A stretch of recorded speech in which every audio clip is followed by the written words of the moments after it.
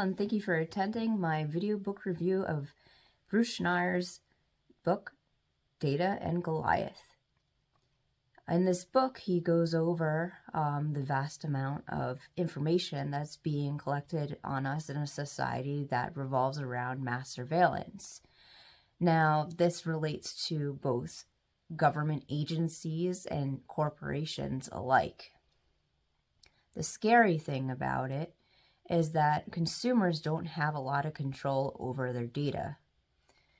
So, I suggest a number of methods to go and deal with this, related to corporations, related to government, and what we can do about it. Full scope. Because right now, there isn't any one piece of regulation that's protecting us. A very interesting point if you think about it. The internet's been around for years now, and as technology becomes more and more a focal point in our lives, it would be nice to know that there's something out there looking out for our best interests. But still, 8 years after the publishing of this book, we're still kind of left in the dark. There's nothing other than some state regulation looking out for our best interests. Now, who knows, maybe this could change, but in today's world, we're kind of in a dilemma right now. Big tech is we're really at the mercy of big tech right now. And given how old this book now is, think this was published in 2015. Now it's 2023, 8 years later. Wow. It would be interesting to see where Bruce Schneier would go if he were to publish a new version. So, let's jump in. One of the biggest issues facing the internet economy today is data privacy. It's come to light at a time when there isn't much government regulation on the matter, and it comes down to what companies want to even do about it.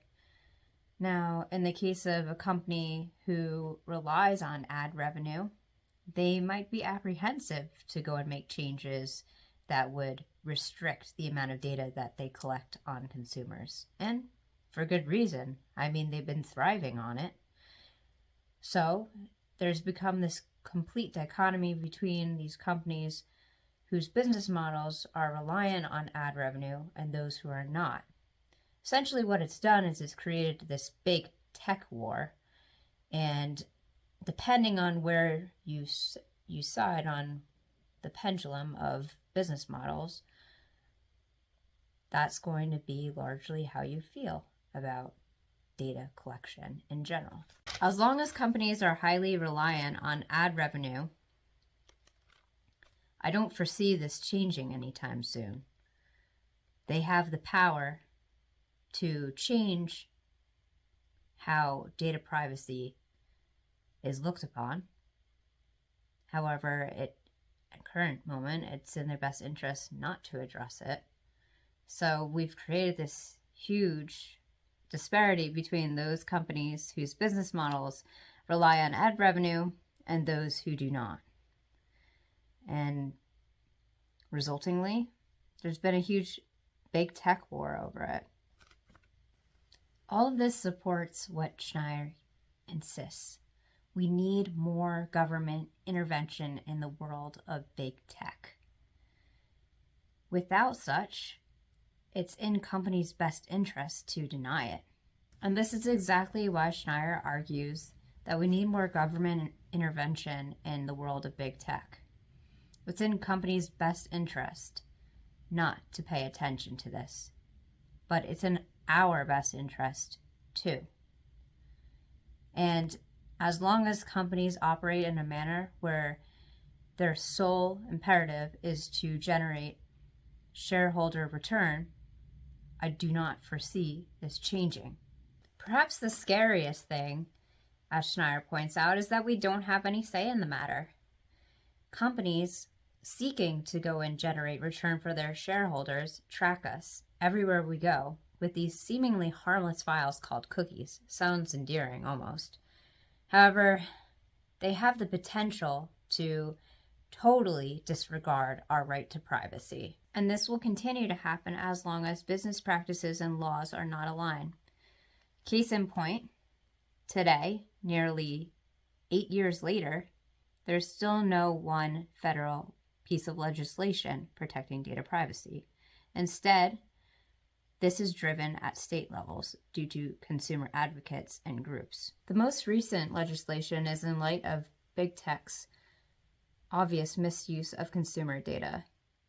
Companies such as Alphabet and Meta, as I mentioned earlier, were some of the biggest offenders. They saw the value of data collection early on and used it to track users and to sell insights.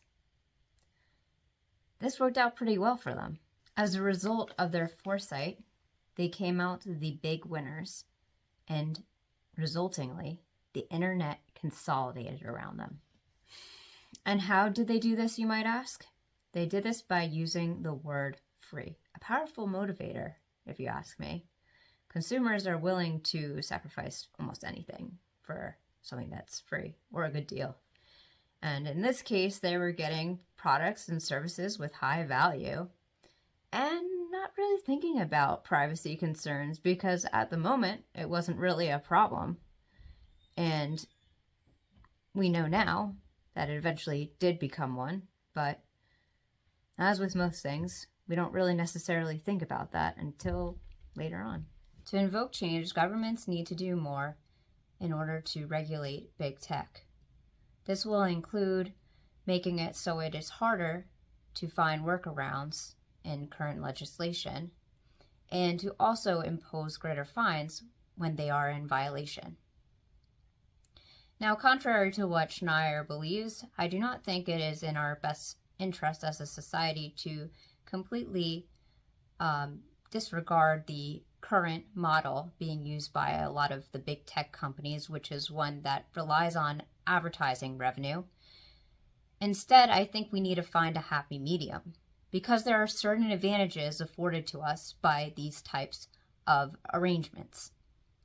Certain things that come to mind include Google Maps, in which I can pull up my cell phone and find a restaurant within the area in a matter of seconds.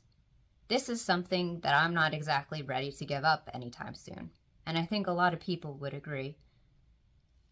And while privacy is of great importance, it's important that we do not completely erase the many advantages that we have afforded due to its collection.